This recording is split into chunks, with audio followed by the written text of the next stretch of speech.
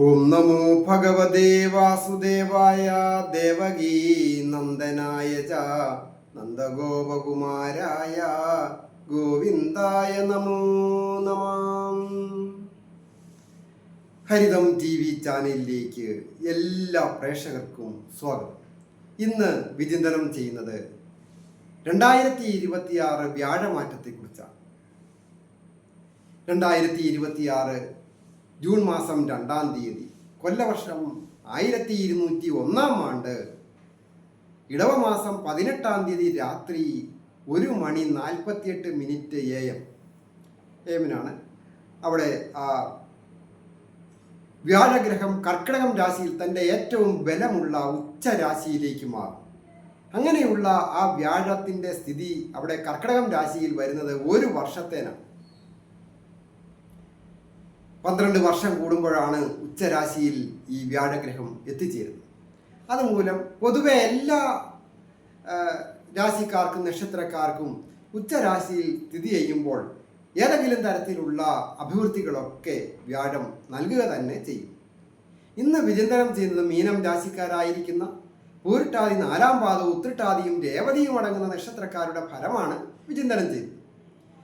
ഈ നക്ഷത്രക്കാരെ സംബന്ധിക്കുന്നിടത്തോളം പ്രത്യേകിച്ച് എടുത്തു പറയുവാനായിട്ട് ഉള്ള കാര്യം, ഏറ്റവും കൂടുതൽ കഷ്ടത അനുഭവിക്കുന്നു എന്നുള്ളതാണ് പറയുകയെ പറ്റുകയുള്ളൂ.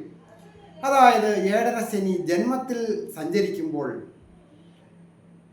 പണ്ഡിതനായാലും വിദ്യാഭ്യാസം ഇല്ലാത്തവരായാലും പണമുള്ളവനായാലും പണമില്ലാത്തവനായാലും ബന്ധുബലം ഉള്ളവനോ ഇല്ലാത്തവനോ അല്ലെങ്കിൽ അധികാരമുള്ളവരും ഇല്ലാത്തവരും എല്ലാം ഒരുപോലെ ദുഃഖിക്കുന്ന അല്ലെങ്കിൽ കഷ്ടതകളും പ്രയാസങ്ങളും ഒക്കെ അനുഭവിക്കുന്ന ഒരു സമയമാണ്. അത് ഒരു തരത്തിൽ ആയിരിക്കും, ഓരോരുത്തർക്കും ഓരോ രീതിയിലായിരിക്കും കഷ്ടതകൾ.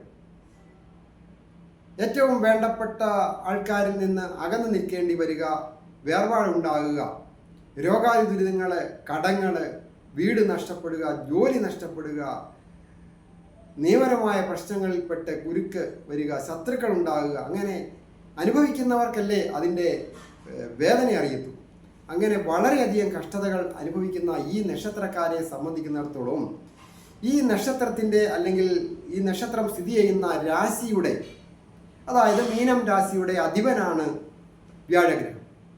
അങ്ങനെയുള്ള ആ വ്യാഴഗ്രഹം തൻ്റെ ഉച്ചരാശി ഏറ്റവും ബലമുള്ള രാശിയിലേക്ക് പ്രവേശിക്കുമ്പോൾ 7.5 ശനി ഒക്കെ ഉണ്ടെങ്കിലും ശനിയെ സംബന്ധിക്കുന്നിടത്തോളം വ്യാഴത്തിൻ്റെ ബന്ധുഗ്രഹം കൂടി ആയതിനാൽ ദോഷങ്ങൾ ഒരു 50% താഴെ വ്യാഴത്തിൻ്റെ അനുഗ്രഹത്താൽ കുറയുന്നതിനാണ് ഈ വ്യാഴമാറ്റം കൊണ്ട് കാണുന്നത്. അത് ഭാഗ്യസ്ഥാനത്താണല്ലോ. മീനം രാശിയെ സംബന്ധിക്കുന്നിടത്തോളം ഭാഗ്യസ്ഥാനത്താണ് സ്ഥിതി ചെയ്യുന്നത്. അത് തൊഴിൽ സ്ഥാനാധിപൻ കൂടിയാണ്. അപ്പോൾ ഏറ്റവും പ്രധാനം ആരോഗ്യം ഒന്ന് മെച്ചപ്പെടുക എന്നുള്ളതാണ്. പല വിധത്തിൽ രോഗാവസ്ഥകളുള്ളവർ തന്നെ ധാരാളമുണ്ട്. അവർക്ക് രോഗാവസ്ഥകൾക്ക് ചികിത്സകളൊക്കെ ഫലിക്കുക, നല്ല ഒരു ഡോക്ടറെ കാണുക, അല്ലെങ്കിൽ ഡോക്ടർമാരൊക്കെ ഉപേക്ഷിച്ച് കഴിഞ്ഞാൽ തന്നെ വൈദ്യന്മാർ കൊണ്ട് ഒക്കെ ചികിത്സിപ്പിക്കുന്ന ഏർപ്പാടുണ്ട്. എന്നിട്ട് രക്ഷപ്പെട്ടവരുണ്ട്. ആയുർവേദമായാലും ഹോമിയോ ആയാലും ഒക്കെ വളരെ വിലപ്പെട്ടതാണ്. അങ്ങനെയൊക്കെ ചികിത്സകളിലൂടെ രോഗങ്ങൾ ഭേദമാകുന്നതിനും മാനാപമാനങ്ങളിലോ അവിഖ്യാതികളിലോ ഒക്കെ പെട്ടുപോയിട്ട് മനസ്സറിയാത്ത കാര്യത്തിന് ഏറ്റവും വേണ്ടപ്പെട്ടവർ തന്നെ തള്ളിപ്പറയുക, അങ്ങനെയൊക്കെ അവിഖ്യാതികൾ, മാനാപമാനങ്ങൾ, അവിഖ്യാതികൾ മനസ്സറിയാത്ത കാര്യത്തിന് തന്നെ ഉണ്ടായിട്ട് വിഷമിക്കുന്ന ധാരാളം ആൾക്കാരുണ്ട്. അത് പ്രതിഭാസ്ഥാനത്തേക്ക് സർവേശ്വരകാരകനായിരിക്കുന്ന വ്യാഴം വരികയും മറ്റ് ഗ്രഹങ്ങളുടെയൊക്കെ ഒരു പരിധിവരെ അനുഗ്രഹമുള്ള സമയമാണ് ശനി ഒഴികെ. അപ്പോൾ വളരെ നേട്ടങ്ങൾ ഒക്കെ ഉണ്ടാകും. ശ്രേയസ് വർദ്ധിക്കുക, യശസ് വർദ്ധിക്കുക. അതുപോലെ തന്നെ ഒരു പഠിച്ച വിദ്യയ്ക്ക് ഒരു ജോലി കിട്ടുവാൻ അനുസരിച്ച് ഒരു ജോലി കിട്ടുവാൻ യോഗമുണ്ട്. വ്യാഴം പൂർണ്ണമായിട്ടും ആ മീനം രാശിയിലേക്ക് ദൃഷ്ടി ചെയ്യുന്നു എന്നുള്ളത് വളരെ പ്രത്യേകതയാണ്. അങ്ങനെ ഭാഗ്യസ്ഥാനത്തേക്ക് ദൃഷ്ടി ചെയ്യുന്നു. 5-ാം ഭാവാധിപനാണ്. 9-ാം ഭാവാധിപനായിരിക്കുന്ന ചൊവ്വായും പൂർണ്ണ ബലവാനായിട്ട് വരുമ്പോൾ ആ തൊഴിൽ സ്ഥാനാധിപൻ 5-ാം ഇടത്ത് ഉച്ചം ചെയ്യുമ്പോൾ പഠിച്ച വിദ്യയ്ക്കനുസരിച്ച് ഒരു ജോലി സ്വന്തം നാട്ടിലോ സ്വന്തം നാട് വിട്ട് ഒന്ന് അകന്നു മാറിയിട്ടായാലും ജോലി കിട്ടുന്നതിന് യോഗമുണ്ട്. വിദേശത്ത് പോകുന്നതിന് യോഗമുണ്ട്. സപ്തസാഗരങ്ങൾ കടന്ന് യൂറോപ്യൻ കൺട്രികളിലൊക്കെ പഠിക്കാൻ പോകുന്ന വിദ്യാർത്ഥികളായിരിക്കുന്നവർ, അതിനുവേണ്ടി ശ്രമിക്കുന്നവർക്കൊക്കെ നല്ല അവസരം വന്നു ചേരാൻ പോകുന്നു. ജോലി കിട്ടും. പഠിത്തത്തോടൊപ്പം ജോലി ചെയ്ത് നല്ല ഉയർന്ന രീതിയിലേക്ക് ജീവിത നിലവാരം വർദ്ധിപ്പിക്കുവാനൊക്കെ ഈ വ്യാഴത്തിൻ്റെ സ്ഥിതി കൊണ്ട് ഏഴരശനിയൊക്കെ ഉണ്ടെങ്കിലും വിദേശത്ത് യൂറോപ്യൻ കൺട്രികളിലൊക്കെ ചെന്ന് കഴിയുമ്പോൾ പല വിധത്തിലുള്ള മാനസിക ബുദ്ധിമുട്ടുകളോ ശാരീരികമായിട്ടുള്ള ബുദ്ധിമുട്ടുകളും ഒക്കെ ഉണ്ടാകാം, സാമ്പത്തികമായ ബുദ്ധിമുട്ടുകൾ. എന്നിരുന്നാൽ അതൊക്കെ ഒരു പരിധി വരെ കേടുപാടുകൾ കൂടാതെ പരിഹരിച്ച് മുൻപോട്ട് പോയി വിജയം വരിക്കുവാൻ ഈ വ്യാഴത്തിൻ്റെ സ്ഥിതി കൊണ്ട് സാധിക്കും.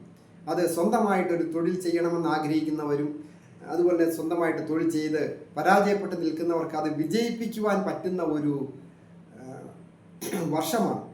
പല രീതിയിലുള്ള സഹായങ്ങൾ ലഭിക്കുവാൻ പോകുന്നു. സുഹൃത്തുക്കളിൽ നിന്നും, സഹോദര സ്ഥാനിൽ നിന്ന്, ബന്ധുക്കളിൽ നിന്ന്, അതുപോലെ തന്നെ സഹപ്രവർത്തകരിൽ നിന്നൊക്കെ നല്ല തൊഴിൽ സ്ഥലത്തായാലും പഠിക്കുന്നിടത്തായാലും ദാമ്പത്യ ജീവിതത്തിലും പൊതുവെ ഐശ്വര്യപൂർണ്ണമായി. ദമ്പതികളായിട്ടുള്ളവർക്ക് സന്തോഷകരമായ കുടുംബജീവിതം നയിക്കുവാൻ സാധിക്കും. ഉല്ലാസയാത്ര പോകുന്നതിനോ പുണ്യസ്ഥലങ്ങൾ സന്ദർശിക്കുന്നതിനും മംഗളകാര്യങ്ങളിൽ പങ്കെടുക്കുവാനും ഗൃഹോപകരണങ്ങൾ വന്നു ചേരുവാനോ, ഗൃഹം പുതുക്കിപ്പണിയുവാനോ, പുതിയ ഗൃഹം വന്നു ചേരുവാനോ, വാഹനം വന്നു ചേരുവാനോ ഒക്കെ യോഗമുണ്ട്. പുതുമയുള്ള വസ്ത്രങ്ങളും ആഭരണങ്ങളും വന്നു ചേരും. അതുപോലെ തന്നെ മറ്റൊരു പ്രധാന കാര്യം, കലാകാരന്മാരായിരിക്കുന്നവർക്ക് ഏറ്റവും അംഗീകാരം കിട്ടാൻ പോകുന്ന ഒരു വർഷമാണ്.